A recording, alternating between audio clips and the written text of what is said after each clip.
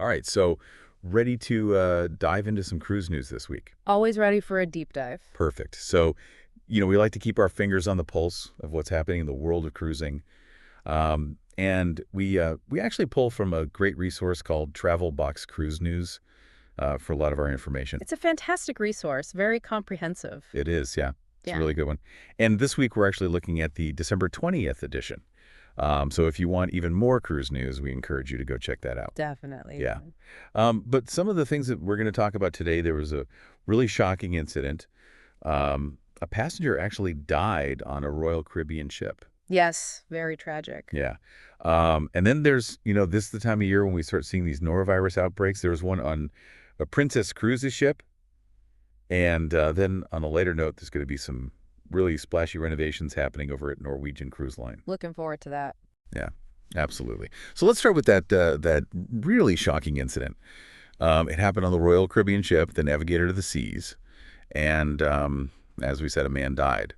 And it was after reportedly attacking crew members and just behaving very erratically. Yes. And it's one of those situations where, it's important to gather all the facts. We only have so much information right now. Right. So, try to understand the context Yeah. before we jump to any conclusion. Absolutely. And FOXLA, they had a really great report on this. They spoke to a passenger. His name is Christopher Mikhail, and he actually saw the whole thing Oh, wow. and even got some of it on video. Yeah. And it sounds like this 35-year-old passenger, Michael Virgil, he was traveling with his fiance and their 7-year-old son. And about an hour into the cruise, they were on one of the elevators and got off on the wrong floor. Yeah. And that's where things started to go wrong. Wow, just from getting off on the wrong floor. Yeah, so it sounds like it was a pretty, extreme reaction. Yeah. Okay. But according to Mikhail's account, Virgil started kicking doors and threatening other passengers. He was yelling racial slurs. Mm. And then, yeah, he actually physically attacked 2 of the crew members. Oh, my gosh. Yeah, it's pretty scary to think about. Yes. And, it makes you think about how challenging it must be for those crew members to maintain order. Especially, you're on a ship, you're in confined spaces, Yeah. you have limited resources. Yeah, absolutely. And, both Royal Caribbean and the FBI have released statements. But as you can imagine, they're being very careful with the wording because the investigation is ongoing. Oh, of course, yeah. Royal Caribbean expressed their condolences to the family Mm-hmm. and said that they're cooperating with authorities. Mm-hmm. And the FBI has only said that they are investigating an incident on board that resulted in a death. Yeah, I mean, that's understandable that they can't release a lot of details. Right. While it's still under investigation. Well. But I bet it makes, people who might be thinking about cruising a little bit uneasy. Yeah, I think that's a fair point. Yeah. There are just a lot of unanswered questions right now. It's a complex situation. There are legal ramifications potentially for everyone involved, Yeah. from the cruise line to the passenger's family. Definitely. And it's important to think about, we're talking about legalities and all this, but there are so many people who were impacted emotionally by this. I mean, the passengers and crew who saw this happen. Absolutely. Yeah. Yeah, that's a really good point. It's a trauma that they might have to deal with for a long time. Right. It just really makes you think about, the whole, is cruising safe? Yeah. Because it seems like every week there's a story like this. Yeah. Well, it's something to be aware of, but it's also, millions of people cruise every year. Right. And the vast majority of those cruises happen without incident. Right. That's true. But these stories, they really grab our attention. They do. Don't they? I think it's our fascination with, the sea, Yeah. the ocean. Being on a cruise ship, it's like a world unto itself. Yeah. And so when something goes wrong, it just feels so much more dramatic. Absolutely. Yeah. Yeah, and it's an environment where you have to be extra cautious. Yeah. I mean, even with all the preventative measures in place, things can and do happen. Yeah. It really is a shared responsibility between the cruise lines and the passengers to be vigilant. Yeah, absolutely. And, it brings up that question of, is cruising safe? Right. I mean, it seems like every week we're talking about some sort of incident on a cruise ship. Yeah, and I think those stories really do tend to grab our attention. Yeah. But, statistically speaking, cruising is still a very safe way to travel. Right. But we do have to acknowledge that there are risks involved. Right. And it's, I think, important to just be aware of those risks Hmm. and take precautions. Absolutely. Being informed is key. Okay, well let's move on from this kind of heavy stuff to something a little bit more fun. Okay, sounds good. Um, we talked about those Norwegian cruise line renovations earlier. So Yes. let's dive into those. I'm excited to hear about these. Yeah, so in early 2025, they're giving a couple of their ships, the Norwegian Bliss and the Norwegian Breakaway, some pretty major makeovers. Okay. And they're introducing some really cool new features, like, get this, the first ever immersive cinema at sea. Wow, what does that even mean? I know, right?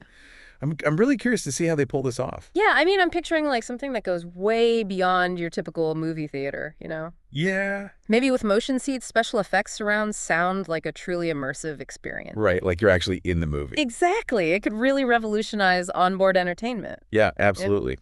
And as if that wasn't enough, they're also adding a brand new outdoor venue.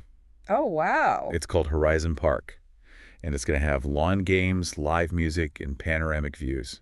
That sounds lovely. It sounds like they're really trying to create that kind of social interactive atmosphere that people are really looking for these days. Yeah, especially after all the isolation we've all been through the past few years. Mm. I think people are craving those shared experiences. Absolutely. And then for those who are seeking like the ultimate luxury, they're expanding the suites in the Haven.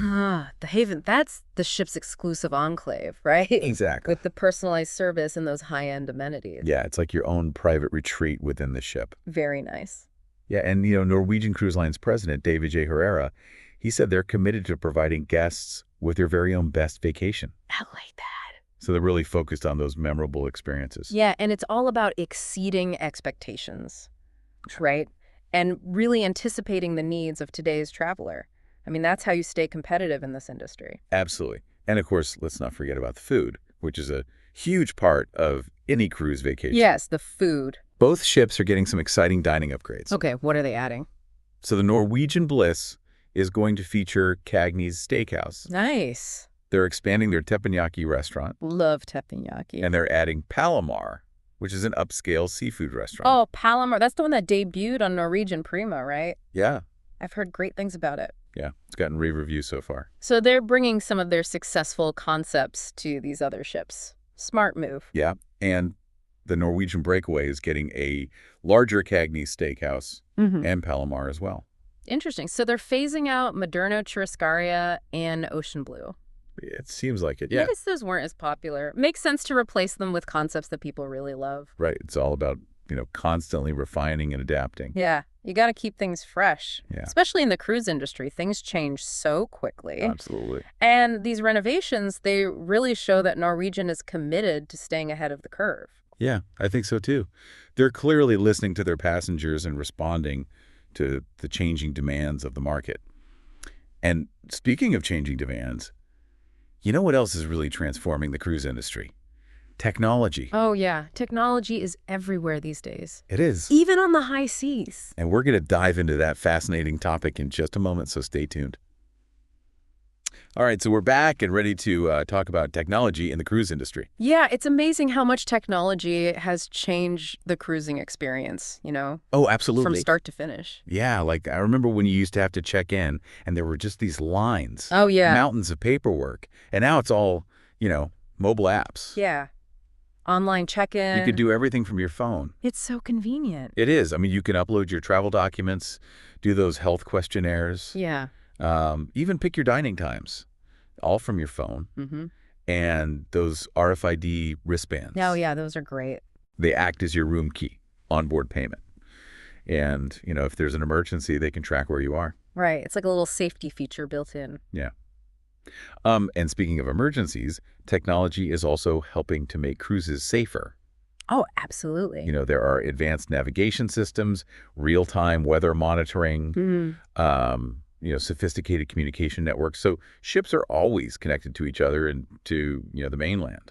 Right. And AI is starting to play a bigger role, too. Oh, that's right. In terms of security. Like, AI-powered surveillance systems can help detect any kind of suspicious behavior. Yeah. And predictive analytics can help, identify potential risks before they even happen. That's amazing. It's like they're predicting the future. Kind of, yeah. It's all about, being proactive. Yeah. So Yeah. technology is working behind the scenes to keep us safe, but it's also, making things more fun. Right. It's not all about safety. Yeah. It's about enhancing the onboard experience, making things more personalized, more entertaining. Yeah, and like you see those interactive touch screens everywhere now on cruise ships, They're everywhere. and you can use them to book shore excursions, make dinner reservations, see what activities are Oh, happening. yeah. Check the daily schedule. Yeah, even order room service. So convenient. It is. And then you've got virtual reality becoming more popular. Oh, that's cool. You can explore ancient ruins, dive into coral reefs, Without even getting wet. yeah, or soar through space, all from like a VR lounge. It's like you're bringing the world onto the ship. Yeah, and AI is helping to personalize things even more. Oh, how so? Like, AI-powered concierge services are going to learn your preferences and can make recommendations Interesting. for activities, dining. So it's like having a personal assistant who knows exactly what you want. Yeah, exactly. That's pretty cool. And as technology gets even better, I mean, who knows what they'll come up with. Holographic shows, robot bartenders. Right. The possibilities are endless. Yeah. So, going back to that question of, is cruising safe? Yeah. What do you think, after we've talked about all these things? Well, I think it's important to remember that technology is just one part of the equation. Okay. It can help make things safer.